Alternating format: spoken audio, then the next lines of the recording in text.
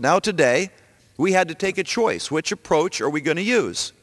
And it was a straight party line vote, at least from the Republican side. Not one Republican supported this Keynesian idea of just slopping a tremendous amount of federal spending, the money that we don't have, by the way, and that is going to fix this problem. So our problem with it is it was very courteous of the president to stop and pay us a visit yesterday, talk to us about what he wants to do with the economy, and plead with us not to make it political.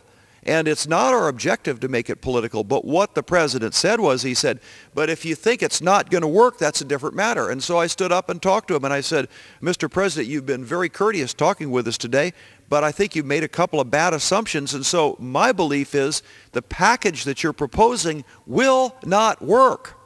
It's not only not going to work, we can't afford it. And not only can we not afford it, it's going to make matters worse. And here's why.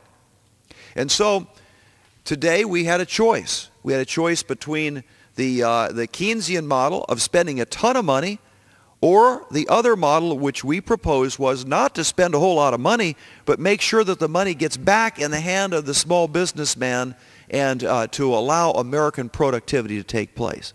Well, as I said at my introduction, the beginning of the comments here tonight, what happened was we just passed an $800+ trillion bill. That is, once again, take all of the money for the cost of the war in Iraq, take all of the money for the cost of the war in Afghanistan over the past 6 and 7 years, and you put that together, and what do you end up with?